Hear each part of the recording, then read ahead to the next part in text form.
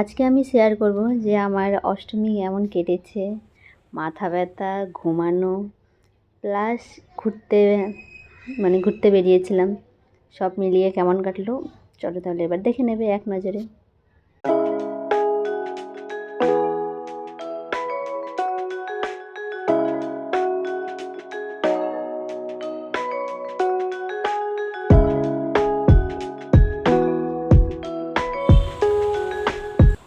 Hello everyone, good morning সকলকে। আবার নতুন ভিডিওতে সকলকে অনেক অনেক স্বাগত জানাই।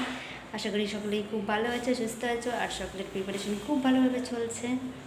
আর আজকে হচ্ছে অষ্টমী, তো অষ্টমীর শুভ মহাষ্টমী। কে কে অঞ্জলি দিলে অবশ্যই বলবে, কারণ অনেকেই অঞ্জলি দিয়েছে আর আমার অঞ্জলি দেওয়া হয়নি, কারণ আমার কাছে টাকা নেই। টাকা না থাকলে কিছু করার নেই, কী আর করবো। টাকা থাকলে অবশ্যই অঞ্জলি দিতাম, না দেওয়া না। তারপরে এই হচ্ছে আমি রেডি হয়ে গেছি, আর রেডি হয়ে এখন আমি মন্দিরে যাব, আর মন্দিরে গিয়ে মায়ের দর্শন করব। দর্শন করে এই যে কুপন দিয়ে গেছে, এই কুপন থেকে ভোগ নিয়ে আসবো, কারণ আমাদের কাছে ভাড়া নিয়ে গেছে, ভাড়া বলছি সরি, চাঁদা নিয়ে গেছে। এবার চাঁদা নেওয়ার পরে এইটুকান দিয়ে গেছে।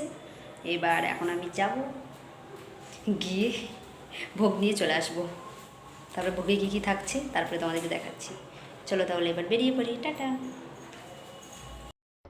তো আমি এখন বেরিয়ে পড়েছি, কি করব, কেউ না থাকলে যা হয়, একা একা বেরিয়ে পড়েছি। সোনিয়া ছিল, সোনিয়া যাবে না বললো, শপিংয়ে যাবে বললো, তো ঠিক আছে চলো, আমি একা একাই বেরিয়ে পড়েছি। আর এই যে এই রাস্তাটা একটু চিনে রাখবে, হ্যাঁ, রাত্রিবেলা আবার দেখাবো। আর আমি এসে দেখছি অঞ্জলি দিতে মায়ের মন্দিরে ভিড় জমে আছে। আর এই মায়ের দর্শন করলাম, কারণ পাড়ার পুজো, মায়ের তো দর্শন করতেই হবে, তাই না? মায়ের দর্শন করার পরে ভোগ নিয়ে আমি রুমে চলে এসেছি।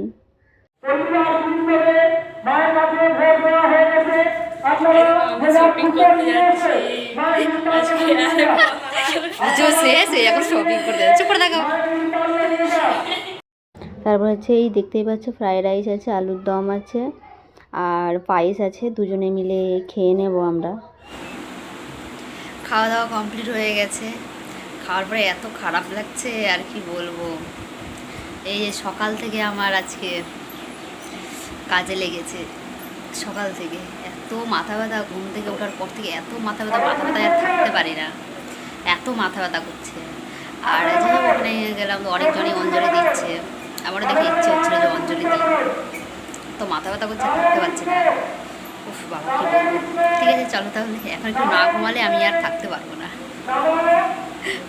আমার হচ্ছে চিরদিনের সাথী, কিছু থাক চাই না থাক, আমার কাছে এটা থাকবেই, কারণ আমার মাথা ব্যথা মাস্ট। আচ্ছা ঠিক আছে, ব্যাস অঞ্জলি দেওয়াও শেষ, বৃষ্টি পড়াও শুরু।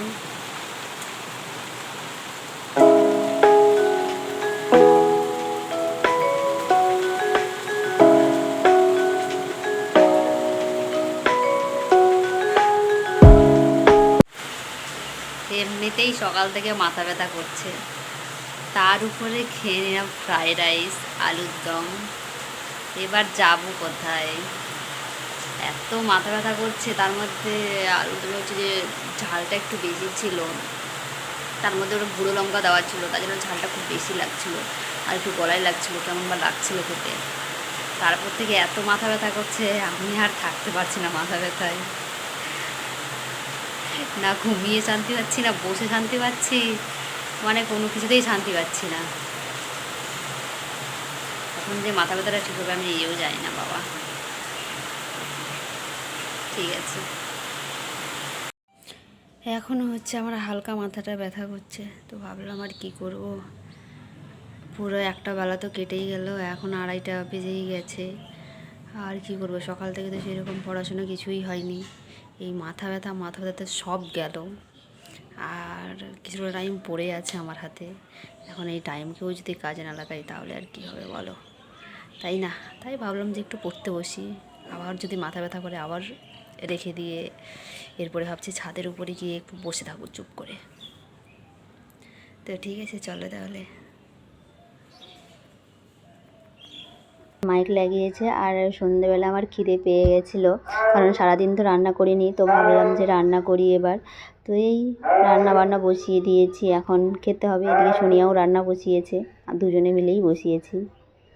কাকিমাদের আবদারে আমিও সেজে গুজে অষ্টমীতে বেরিয়ে পড়েছি। আর অনেকেই বলছিলে যে তুমি যাবে কি না, তাই এই যে বেরিয়ে পড়েছি। আর এই যে এই রাস্তাটা সকালবেলা তোমাদেরকে দেখিয়েছিলাম, এখন কত সুন্দর দেখতে লাগছে, তাই না? কয়েকটা প্যান্ডেলে জাস্ট তোমাদের সঙ্গে তুলে ধরেছি, কারণ সবগুলো তুলে ধরা সম্ভব হয়নি আর হবেও না, তাই আমি কয়েকটা প্যান্ডেল তুলে ধরেছি। জাস্ট আমরা অনেকগুলোই দেখেছি।